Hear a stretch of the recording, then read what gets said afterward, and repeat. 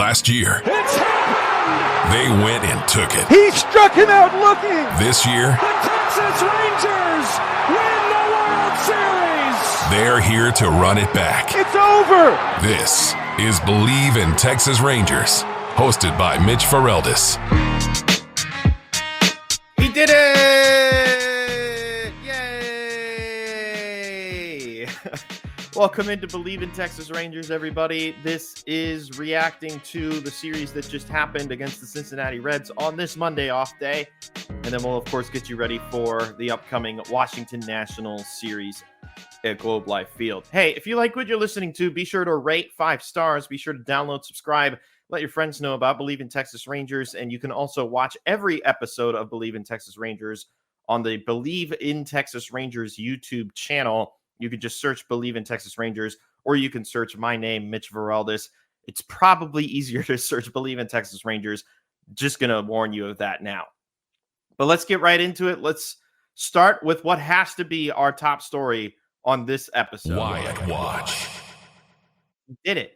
He finally, almost a full month into the season, got his first big league home run. And it was, of course, in the most unconventional fashion, because how else was Wyatt Langford going to get his first home run of the year than by an inside the park home run? Like, as if this season was already off to a weird start, or wasn't already off to a weird start, I mean. Now we've got the rookie who everybody had been so excited to see based on how well he performed in spring, how quickly he rose through the minor league ranks. This is by far the weirdest way to get your first home run. And crazy enough, he's not the first to get his first career home run as a Ranger via inside the park home run. He's the fourth. He's the fourth in franchise history to hit an inside the park home run for his first career home run. And I think what's fascinating about this one is he even said after the game with Emily Jones at Bally Sports Southwest, quote, "I don't think anyone envisioned it that way, but I mean, it's super cool, and I will definitely remember it forever." Yeah, of course you're going to remember it forever.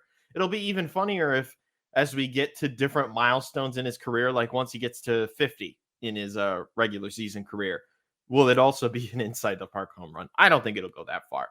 But I think a lot of us, and I think I can speak safely for a lot of us, we're all relieved that this particular benchmark is out of the way for Wyatt, because it's still been, I should say, a relatively rough start to the season after the high of opening weekend. And now, as the weeks have gone on, we're starting to kind of get a better idea of how Wyatt has been performing so far this season. Average currently sits at 248. He got that first home run yesterday, as we mentioned. He has 11 runs batted in on the year, and he's got an OPS of 651. And particularly in the last 7 games, he has 5 hits out of 18 at-bats. He scored 3 times. He has the double, the homer, 2 RBIs, 3 walks, and 5 strikeouts. So this was an encouraging last 7 days as far as Wyatt is concerned. And you have to think, now that the first home run is out of the way, things are only going to go up from here. You have to think that now that he's finally gotten this proverbial monkey off of his back, he can just go out there and relax and focus on doing the task at hand. And hopefully at the same time, he won't be called by umpires outside of the zone again. Because as of yesterday, and shout out Sean McFarland with Dallas Morning News, who once again encapsulated the K-zone of Wyatt Langford this season when it comes to pitches called outside the zone. And once again, as we've learned, as a result of everything that we've seen so far this season, Wyatt continues to get called pitches outside the zone. I mean, look at this. This is where a majority of his pitches are getting called outside of the zone, and then these 2 were already there. He's up to 21 called strikes outside of the zone this year. That leads Major League Baseball better than Mookie Betts. Like, eventually, sooner or later, somebody is going to favor this man. I would only hope that somebody is going to give him the proper adjudication behind the plate. Even Bochy said it's hard to explain why. Like it's crazy. And then to take it a step further, if you want a better idea of just how much Wyatt Langford is getting called outside the zone in comparison to the other pitches that he's seeing, Scott Lucas, who does great independent coverage of the Rangers minor league teams. If you haven't gotten a chance, give him a follow at Scott R. Lucas. 98 called strikes all season, so about 1 in every 5 calls against Langford has been wrong. 21 pitches out of 98 called strikes have been outside of the zone. Sooner or later, he's going to get the fair adjudication. It's clear throughout the month of April, he has not been getting fair adjudication. And I guess, look, Mookie Betts at 18, that's not far off either. And he's a generational superstar.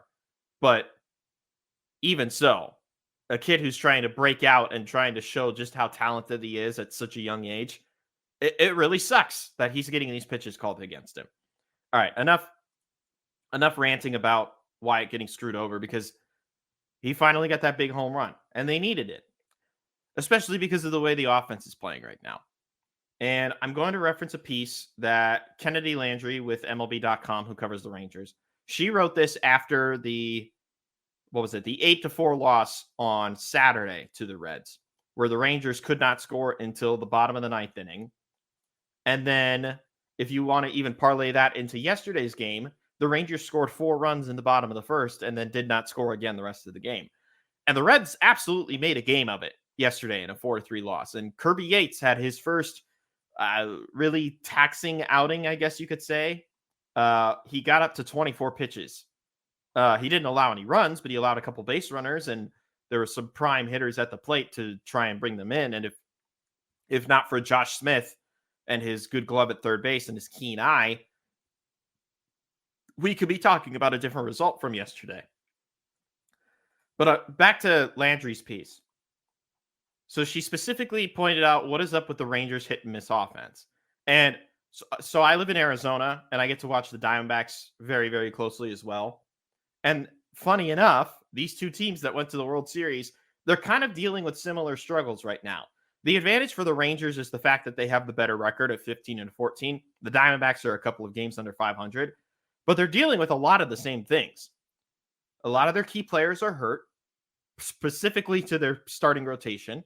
The offense will have tremendous outbursts one day and then absolutely shrink for 2 or 3 straight days.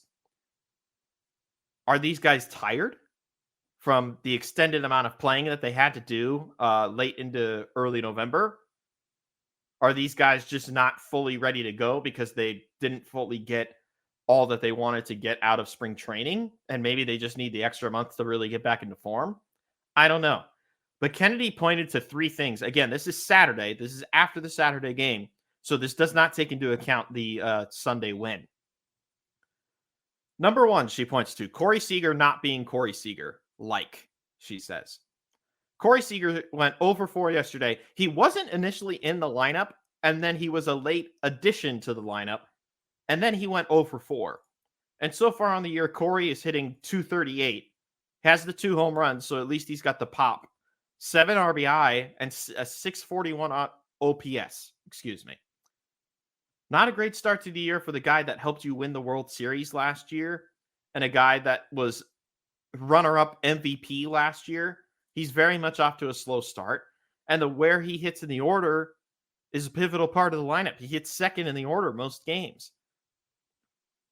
And again, they're not concerned. It's even referenced in Kennedy's piece that they're not concerned about the way the offense is struggling right now, particularly Seager.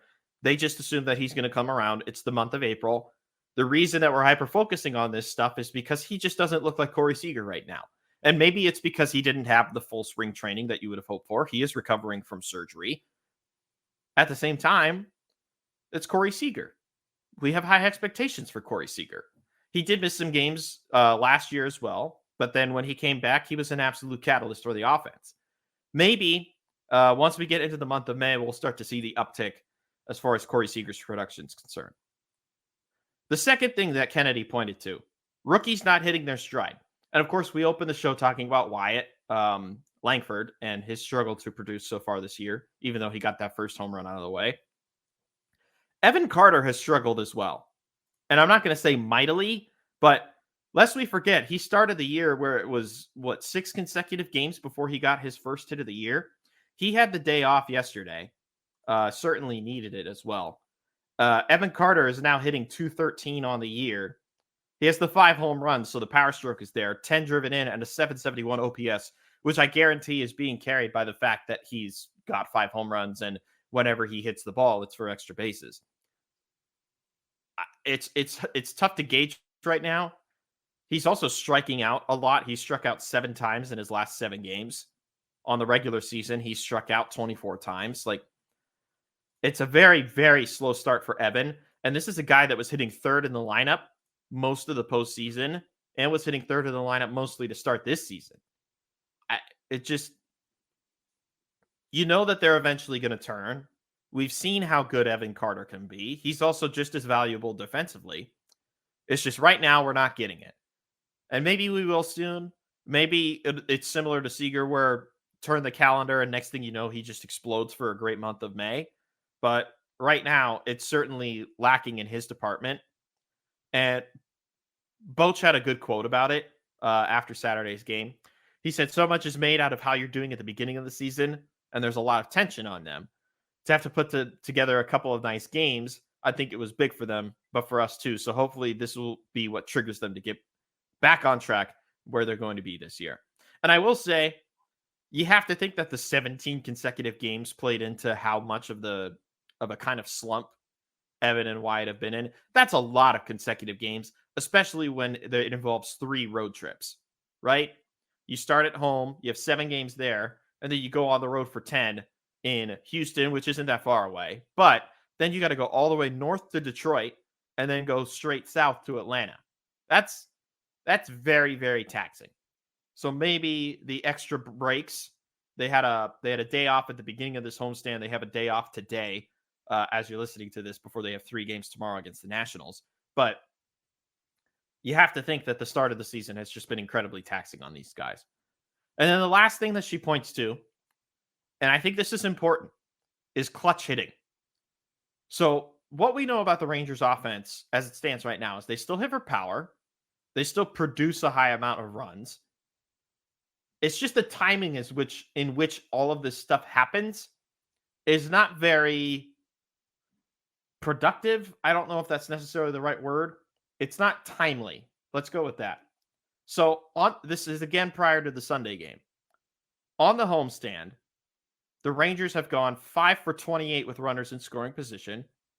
That includes 0 for 5 nights in the loss to Seattle, the one where they were shut out against Logan Gilbert, I think it was, and then the win over Cincinnati on Friday. So despite them winning on that Friday, they still were 0 for 5 with runners in scoring position, which is to say, good thing they got their runs in when they did, because otherwise it was going to be a very, very long night.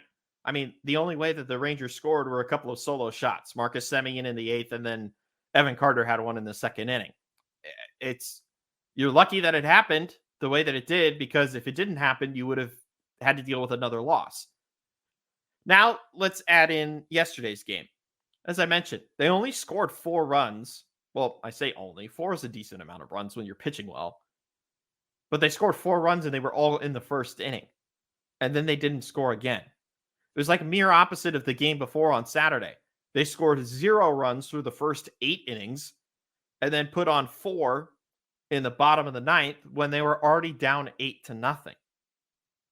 It just doesn't, it's not consistent. And you would hope that soon they find a way to put together those timely at-bats, those timely hits, and make sure that the lineup is really producing at the times it needs to produce. I mean, we saw hits and misses in the opening series against the Cubs. We saw those hits and misses against the A's. There were time and time again where the Rangers put themselves in position to take leads or even expand leads, and they just could not do it for whatever reason. So the offense, something to keep an eye on. when they face the Nationals here in the coming days. But case in point, in this series against the Reds, they scored 4, 4, and 2. So they scored 10 runs in the series against the Reds, where the Reds scored 1, 8, and 3. The Reds outscored them in this series and are leaving with 2 losses. Normally, it doesn't happen that way. But because of the disproportionate amount of scoring by the Reds on the Saturday, that's what we're left with. All right, really quickly, want to give some love to some of the pitchers throughout this week. Nate Eovaldi once again had a great start on Friday. 6 innings, 3 hits, a run allowed, 8 strikeouts on 97 pitches, able to eat up a majority of the work. Jose Leclerc continues to knock his ERA down, now moved into this setup man role that he's been put into, or these late inning high leverage roles that he's been put into. And then Kirby Yates, again, collecting another save on the Friday, also collected a save yesterday, as we mentioned. A much more taxing effort for Kirby, but he continues to, he's not allowed to run an earned run yet this year. And he's got 5 saves on the year since being moved to that role as the closer of this team. Welcome back, Josh Spores. He made his first appearance since being activated off of the injured list. He replaced Grant Anderson on the roster. He got his 3rd hold of the year coming in for Dane Dunning, who I can't believe we took this long to give Dane Dunning his flowers because he was excellent yesterday. It's a bummer that he couldn't finish up the 6th inning to get that quality start. 5 1/3 innings, 3 hits allowed, a run allowed, 10 strikeouts on 69 pitches. But it was that top of the 6th inning where everything just kind of got away from him. And that's where a majority of the runs started to come home.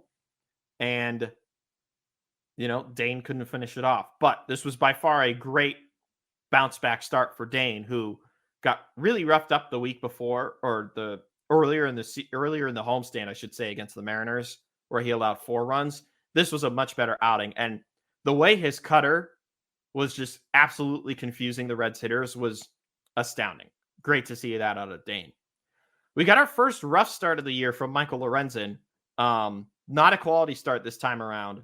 He had the quality start against the Braves. He had the shutout 5 innings against the Tigers. And then his 3rd start against the Reds, he really got kind of beat up. 6 innings, 6 hits, 5 earned. Struck out 3 on 100 pitches, but he still threw 6 innings because the Rangers needed him to throw those innings. And to Michael's credit, he threw really well for the first 6 innings. He only allowed the 3 runs. He very much kept the Rangers in that ball game. But things started to unravel in the top of the 7th. And as a result, then you have Jose Urena picking up the slack. And eventually, Jose just finished out the game that they eventually lost 8-4. I don't think there's anything to freak out about as far as Lorenzen's concerned, this being his first blemish. And, for the most part of it, it wasn't really him. He was responsible for putting those runners on to start the 7th inning, but he wasn't the one that let them in. Not to just dump blame on Urena, but that's kind of what I'm doing. So the rotation's kind of starting to settle, I would say. John Gray, he had another good start against Seattle, so that was really good to see.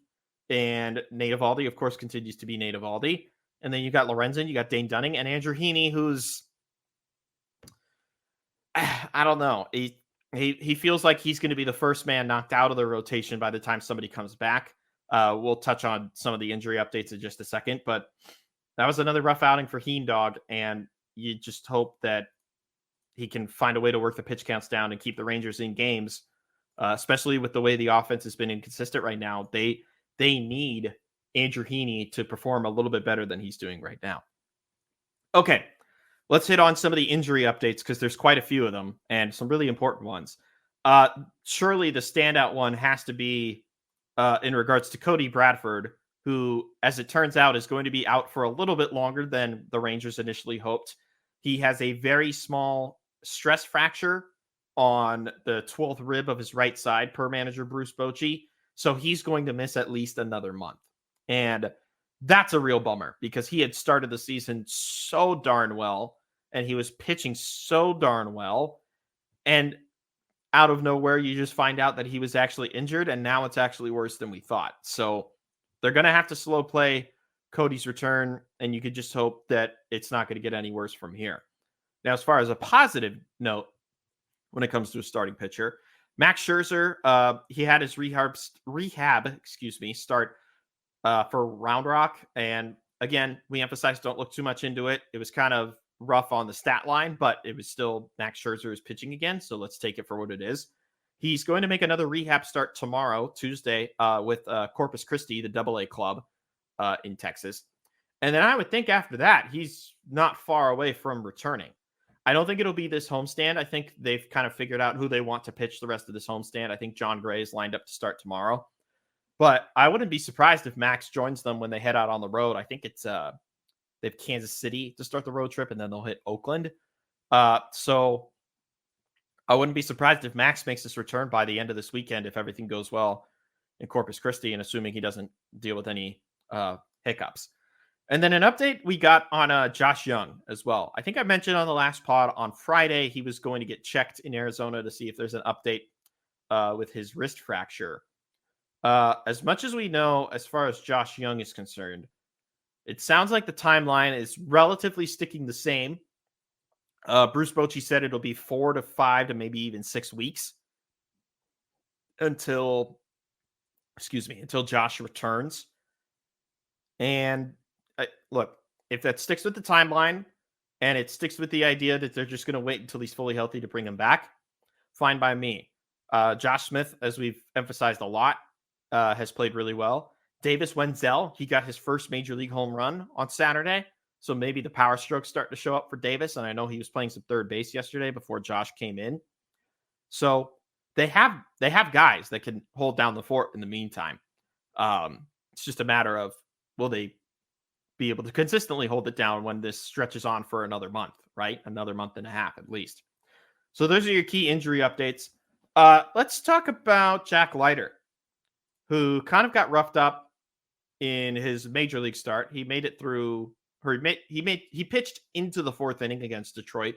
We saw the greatness that is of Jack Leiter, but we also saw the weaknesses of Jack Leiter. Well, he went back down to AAA Round Rock, and shout out Michael Beer, who works with Foul Territory, does a lot with, a lot of the major pieces, gets featured a lot of places. He pointed out that Jack Leiter's most recent start, 6 innings, a hit allowed, no earned runs, 3 walks, 8 strikeouts, and he got 19 swings and misses. And look, maybe he's just too good for, I say quote unquote, maybe he's too good for AAA now, but it's clear that he was just called up for a spot start that first go around. Does that mean he'll make a return to the big league roster soon? Probably. I wouldn't be surprised if he does. Would I be surprised if it's within the next couple of weeks? Yeah, I would definitely be surprised if in the next couple of weeks. I think, like I mentioned, the rotation's in a pretty set spot right now. And the only thing that's going to disturb that is when Max Scherzer comes back, or when Cody Bradford comes back, or what they decide to do with Tyler Mahle, and then when Jacob deGrom comes back towards the end of the year. That's not to say I don't want Jack to be called up anytime soon. I would love to have him called up. He's another piece of this Rangers soon-to-be dynasty at the rate that they're drafting guys and putting guys with this current club. But it's good to see that he was able to bounce back the way he did, because they needed him to look better. All right, let's close out by looking ahead to the series that is upcoming starting tomorrow. The Washington Nationals coming in 13-14 on the year. And I know at the start of the year, people probably grouped 4 teams into the same category. The Colorado Rockies, the Chicago White Sox, the Oakland A's, and the Washington Nationals were probably all grouped in the same cluster, as far as these are the teams that we know are just going to be bad. I think that's fair to say. Washington has proven a lot of people wrong. I think Oakland, to their credit, they've actually very much been competitive in a lot of games they played this year. I just don't think they're taken seriously because of all the ownership situation and how poorly they've decided to just throw positive pieces away from their roster, etc. The White Sox are absolutely horrendous, so they still fit in that category. Colorado Rockies, kind of the same thing. But the Nationals have actually been very competitive this year. They're getting a great bounce back start to the year from Jesse Winker, who they picked up off just free agency, just gave him a 1-year prove-it deal. He's been a staple in their order. C.J. Abrams has lit up in D.C. to start the year, and they've been getting some very efficient outings from some of the young pitchers. Not so much from Josiah Gray, who they've got a lot of faith in, but Mackenzie Gore has looked really solid to start the year. We don't know who we're going to see. Currently, it is TBD for the Nationals, but I can tell you that John Gray will be starting on Tuesday, and then it will be followed by Andrew Heaney on Wednesday, and then Thursday to close out the homestand will be back to Nate Eovaldi. So those 3 games upcoming. Curious to see how things go, because the Nationals, much like the Tigers, very frisky to start the year, and they're getting a lot of positive output from some of their young guys, and it's got to re-energize the team and the city for the most part. Similar to the Reds, right? A lot of young players playing really well re-energizes the city. It's kind of the same thing, just to a lesser extent. But that's going to do it for this edition of Bleav in Texas Rangers. Again, be sure to like, subscribe, rate 5 stars, tell your friends about this place and how you can get more of your Texas Rangers coverage. We will be back after the National Series is through to get you ready for the upcoming road trip for the Rangers. So until next time, Bleav in Texas Rangers.